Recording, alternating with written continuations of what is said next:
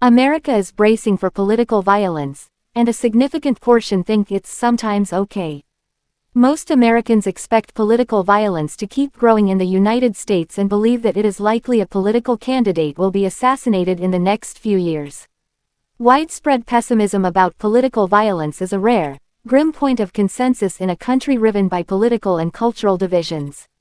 A majority of Americans, 55%, expect political violence to increase, according to a new poll from Politico and Public First.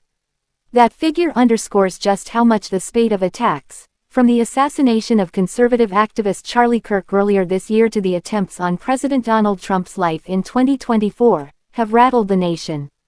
It's a view held by majorities of Americans all across lines like gender, age, party affiliation and level of education, though Democrats and older voters expressed particular concern. Perhaps most troubling, a significant minority of the population, 24%, believes that there are some instances where violence is justified. There was little partisan divide in that belief, but a strong generational one. Younger Americans were significantly more likely than older ones to say violence can be justified. More than 1 in 3 Americans under the age of 45 agreed with that belief. While political violence can take many forms, more than half of Americans say that it is very or somewhat likely that a political candidate gets assassinated in the next 5 years, according to the exclusive survey. That view cuts across party lines, with agreement from 51% of last year's Trump voters and 53% of Americans who voted for former Vice President Kamala Harris. Robert Pape, a University of Chicago political science professor who has studied political violence for the last 3 decades, is no longer warning that the country is on the brink of a violent age, as he did as recently as 5 months ago. "We're not on the brink of it, we're firmly in the grip of it," Pape told Politico, saying the country is now in an era of violent populism. The Politico poll, conducted after Kirk's assassination, suggests Americans are rattled by the environment of heightened political violence, and that most still reject it. About 2/3, 64%, say political violence is never justified. Still, a small but significant portion of the population, 24%, say that there are some instances where violence is justified. What's happening is public support for political violence is growing in the mainstream. It's not a fringe thing, and the more it grows, the more it seems acceptable to volatile people, Pape said. There have been a series of high-profile attacks and threats against members of both parties, across the country and at all levels of government, in recent years. In addition to Kirk's killing and the attempts on Trump's life, there was the gruesome attack targeting former Democratic House Speaker Nancy Pelosi that left her husband, Paul Pelosi, with a fractured skull in 2022, the assassination plot against Supreme Court Justice Brett Kavanaugh that same year, the plan to kidnap Michigan's Democratic governor, Gretchen Whitmer in 2020, and the firebombing at Pennsylvania Democratic Governor Josh Shapiro's residence earlier this year.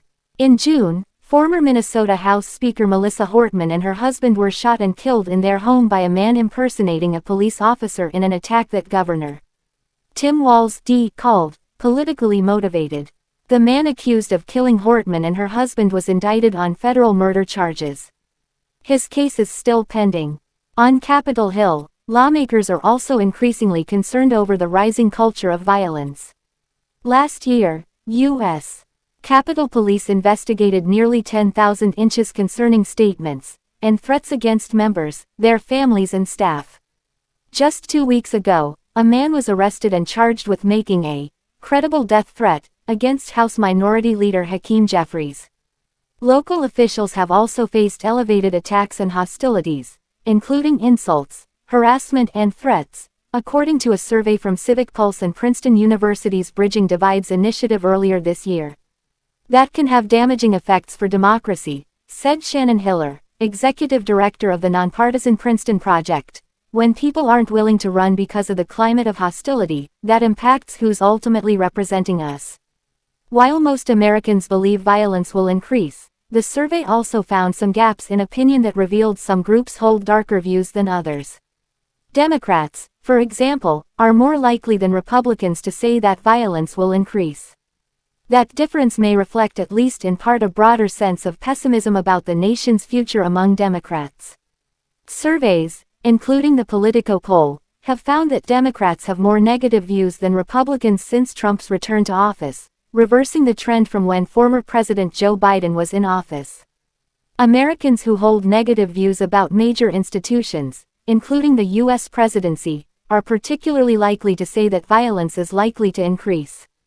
Among Americans who hold a very negative view of the presidency, for example, 76% believe violence will increase, while only 15% believe it will decrease. The data suggests that the extreme partisanship that has come to dominate the current era of politics has in many ways shaped Americans' feelings on violence.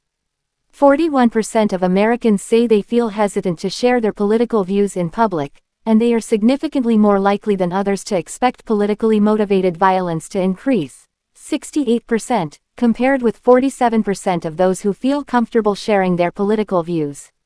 A Pew Research Center survey conducted in September asked an open-ended question about the reasons for political violence over the last several years, and Americans' most common answers were grounded in partisanship. More than a quarter of Democrats, 28%, mentioned Trump's rhetoric, the MAGA movement or conservatives as a reason, while 16% of Republicans cited the rhetoric of Democrats and liberals. In the aftermath of Kirk's killing, lawmakers on both sides urged Americans to engage with each other, even when they disagree. We can always point the finger at the other side, Utah Governor Spencer Cox said at a press conference after authorities apprehended Kirk's alleged killer. At some point we have to find an off-ramp, or else it's going to get much worse. But even the act of engaging with others who hold different views is difficult in a bitterly divided nation. 41% of Americans say they don't have a close friend who votes for a different party than them,